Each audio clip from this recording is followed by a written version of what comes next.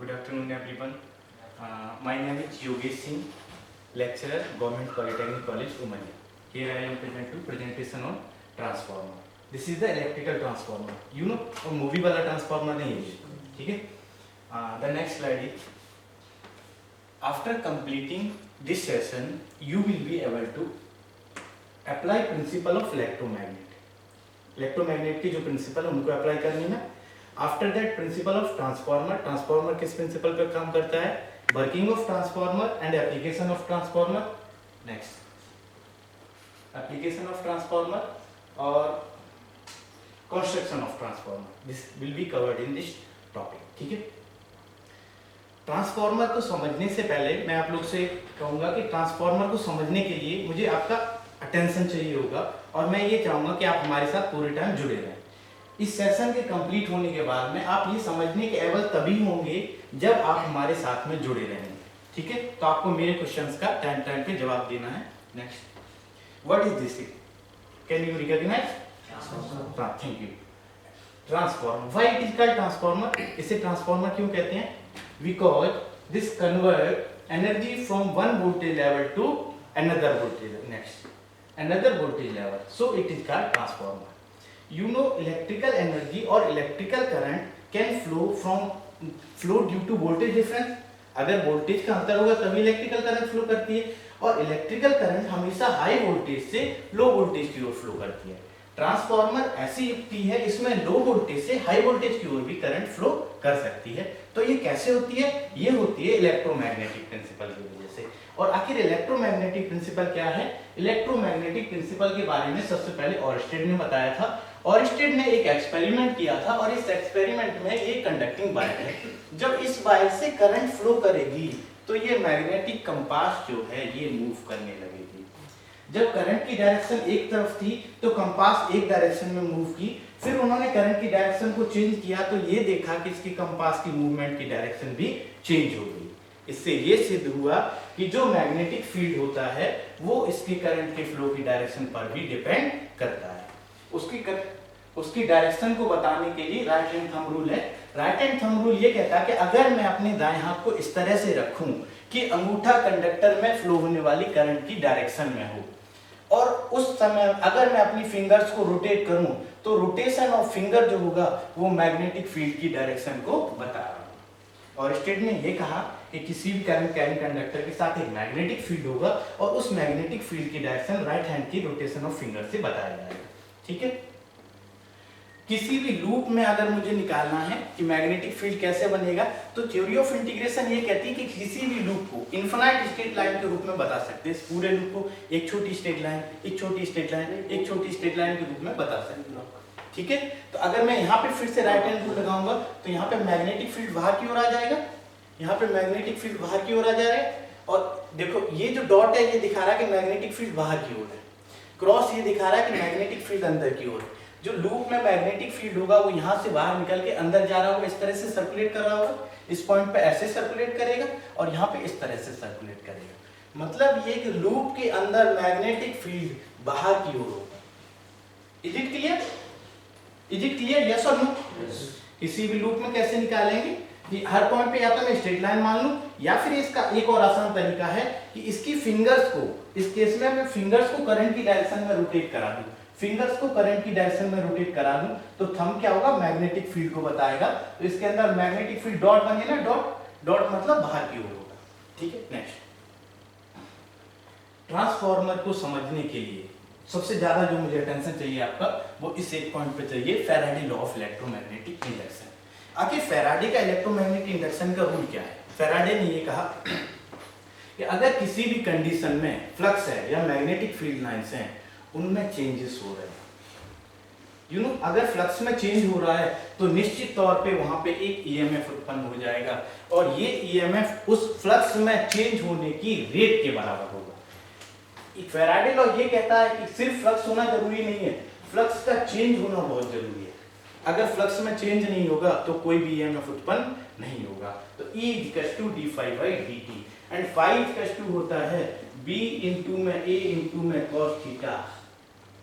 तो फाई के चेंज होने के क्या तरीके हैं, या तो बी को चेंज कर दो, ए cos थीटा को कांस्टेंट रख लो, या फिर ए को चेंज कर दो, बी cos थीटा को कांस्टेंट रख लो, या फिर बी और ए को कांस्टेंट रख के केवल और केवल थीटा को चेंज कर दो। इन तीन तरीके से इस फ्लक्स को चेंज किया जा सकता है। ट्रांसफार्मर के केस में इन दोनों चीजों को कांस्टेंट रखा जाता है, सिर्फ और सिर्फ इस बी को चेंज किया जाता है, इस मैग्नेटिक फील्ड को चेंज किया जाता है। इस मैग्नेटिक फील्ड को कैसे चेंज करते हैं, यहाँ पे मैंने इसी चीज को दिखाया है।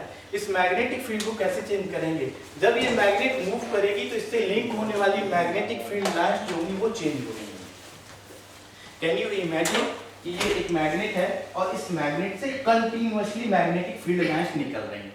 तो जब ये पास में होगी तो ज्यादा फील्ड लाइन कट करेंगी, और जब ये दूर होगी तो कम फील्ड लाइन कट करेंगी। मतलब ये इस रेड वाली बाइंडिंग से कट होने वाली मैग्नेटिक फील्ड लाइंस वेरी कर रही हैं, और अगर ऐसा होगा तो यहाँ पे एक ईएमएफ आ जाएगा और इस गैल्वेनोमीटर की जो नीडल होगी वो मूव करना शुरू कर देगी। आर यू गेटिंग इट कि किस तरह से इसमें ईएमएफ आया और ये गैल्वेनोमीटर की सुई मूव करना शुरू कर दी। नेक्स्ट, इस E = d∅dt में एक सुधार किया लेंज ने कहा ठीक है E = d∅dt होगा, लेकिन आपको पता है वोल्टेज की दो चीजें होती है, एक तो मैग्नीट्यूड और दूसरा उसकी पोलैरिटी। तो मैग्नीट्यूड जो होगा वो d∅dt के बराबर होगा, लेकिन इसका जो साइन होगा वो नेगेटिव होगा। लेंज ने ये कहा कि ईएमएफ इस तरह से उत्पन्न होगा कि अगर उस सर्किट को क्लोज कर दो तो उससे फ्लो होने वाली करंट उस कारण का विरोध करेगी जिसने उस ईएमएफ को उत्पन्न किया था। ठीक है, मतलब जिस थाली में खाना उसी में छेद करना। ठीक है, ये किसका लॉ है, लेंज का नियम। लेंज का नियम क्या है, अगर करंट फ्लो होगी तो उस कारण का विरोध करेगी जिसने उसको उत्पन्न किया है। नेक्स्ट स्लाइड, ट्रांसफार्मर का ऑपरेशन। मैंने आपको बताया कि किसी भी कॉइल में अगर मुझे निकालना है तो अगर इसमें ऐसे करंट फ्लो कर रही है तो इस तरह से निकालूंगा तो यहाँ पे मुझे मैग्नेटिक फील्ड मिल जाएगा बाहर की ओर। ठीक है, अगर मैं बाइंडिंग बनाऊं, मेरे पास ये कोर है, ये कोई भी आयरन की कोर है, आयरन का मटेरियल, मैं इस पे कॉपर की बाइंडिंग करना चाह रहा हूँ, कॉपर के तार को लपेटना चाह रहा हूँ, तो ऐसे लपेटूंगा, इस तरह से ऐसे लपेटूंगा, है ना।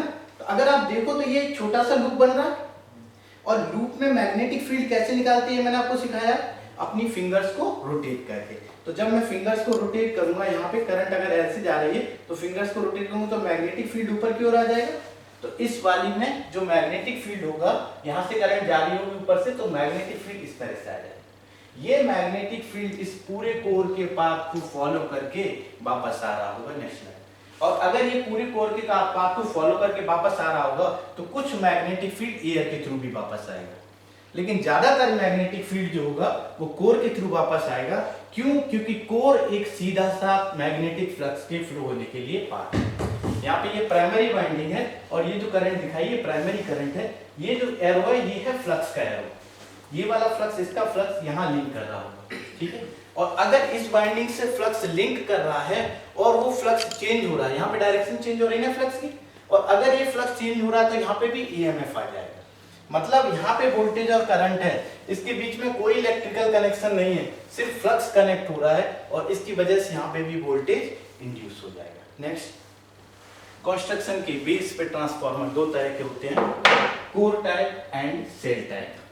कोर टाइप ट्रांसफार्मर ऐसे होते हैं जिसमें एक कोर के दोनों साइड में बाइंडिंग की जाती है, पहले low voltage winding, after that insulation, then high voltage winding. Core is made of silicon steel and shell type transformer में बीच वाली कोर पे बाइंडिंग की जाती है, बीच वाली कोर जो होती है वो मोटी बनाई जाती है। और नेक्स्ट स्लाइड में ट्रांसफार्मर के application, you all are very know about the transformer application. जो स्टेशंस होते हैं वहां पे वोल्टेज को अप करने में, सब स्टेशन पे वोल्टेज को अप और डाउन करने में, और इलेक्ट्रॉनिक डिवाइसेस में, जैसे कि सर लोग पहले बता चुके हैं, कन्वर्ट करने में, वोल्टेज लेवल को कम करने में। After that points to be ponder. ठीक है, क्या क्या जो मैंने आपको बताया है, पहली चीज, अगर करंट फ्लो हो रही होगी तो उसकी वजह से एक मैग्नेटिक फील्ड होगा। ठीक है, और वो मैग्नेटिक फील्ड करंट की डायरेक्शन चेंज होने की वजह से उसकी डायरेक्शन चेंज हो रही होगी, ये चीज मैंने आपको बताई।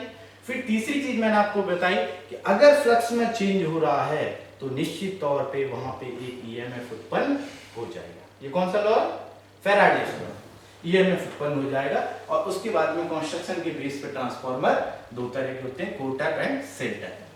एक्स्ट्रा एफर्ट में अगर आपको और पढ़ना है तो और पढ़ने से रिलेटेड कुछ पॉइंट दिए हैं। क्यों मैं ट्रांसफार्मर को सिर्फ एसी पे यूज करता हूँ, डीसी पे यूज क्यों नहीं कर सकता, क्यों मैंने ट्रांसफार्मर की कोर को सिलिकॉन से बनाया है और लेमिनेशन क्यों की है, और क्या होगा अगर उसके सेकेंडरी वाइंडिंग को ओपन कर दूं। Next reference. रेफरेंस में क्या है कि अगर आपको और पढ़ना है तो दो बुक्स हैं, electrical machinery by P S Vimala and electrical machines by D P Kothari and I J Nagrath. There are some references also. For basic completion, you have to read electrical machine by P.S. Vimla. For further study, three-phase transformer, auto transformer, magneto restriction, open delta, and क्या कहते हैं oscillating neutral, you have to study D.P. Kothari. And thank you all of you for listening. Thank you very much. Your feedback, please. All good. No scope for improvement? No, sir.